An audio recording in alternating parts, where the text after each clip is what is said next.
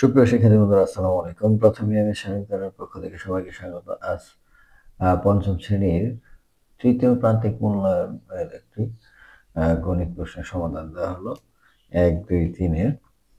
আশা করি ভালো লাগবে। তো প্রথমে আছে সঠিক উত্তরটি খাতায় লেখো।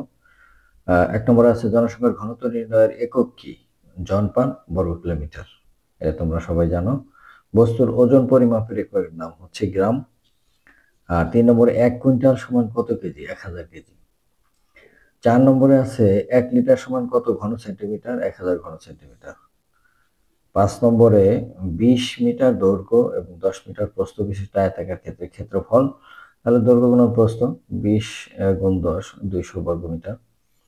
এরপরে নিচের কোন মাসটি 30 দিনে হয়? জানুয়ারি মাস 31 দিনে, ফেব্রুয়ারি মাস 28 অথবা 29 দিনে, আর মার্চ মাস হচ্ছে 31 দিনে, এপ্রিল মাসটা হচ্ছে 30 দিনে।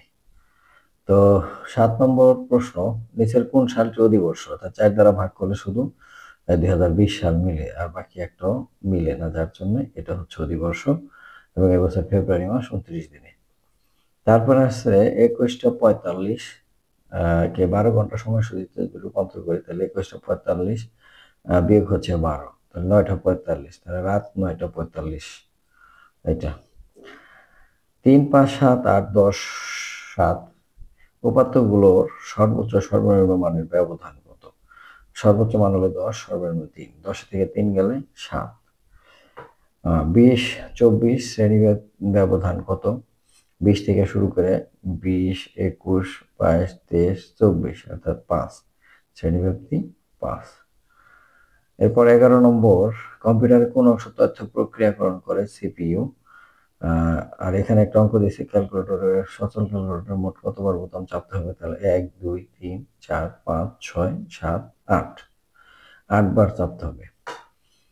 বর্গ এক ধরনের রম্বস, আর সামান্তরিকের একটি কোণ 70 ডিগ্রি হলে এর বিপরীত কোণ কত ডিগ্রি হবে? অবশ্যই 70 ডিগ্রি হবে। তারপর 15 নম্বর, 7 সেন্টিমিটার ব্যাস বিশিষ্ট বৃত্তের ব্যাসার্ধ কত সেন্টিমিটার? এটা 2 ভাগ দিলে হয়তো 3.5 সেন্টিমিটার। এবার 2 নম্বর,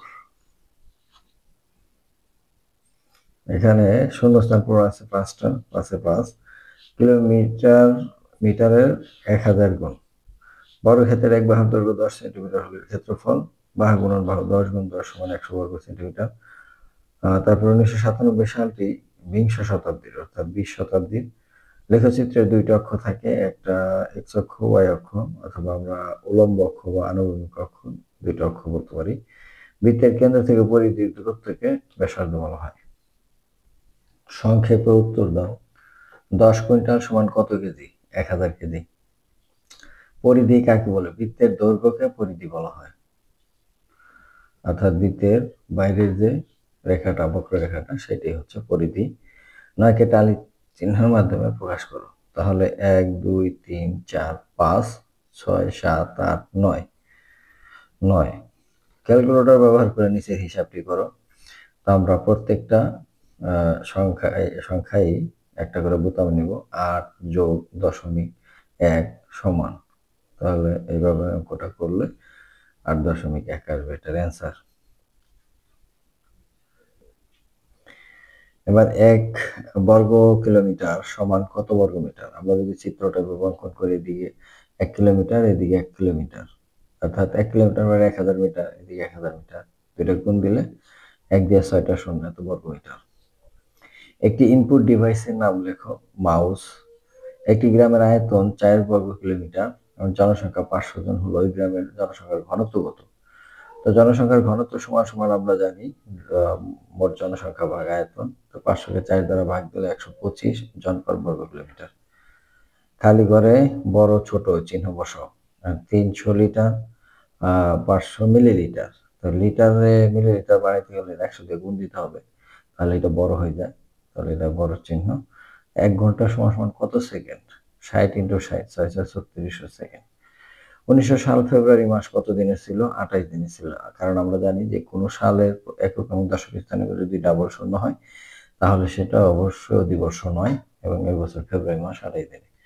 তো শিক্ষার্থী বন্ধুরা, আজ এই পর্যন্ত। দেখা হবে পরবর্তীতে নতুন কোনো ভিডিও নিয়ে। সে পর্যন্ত সবাই সুস্থ থাকবে। ধন্যবাদ সবাইকে।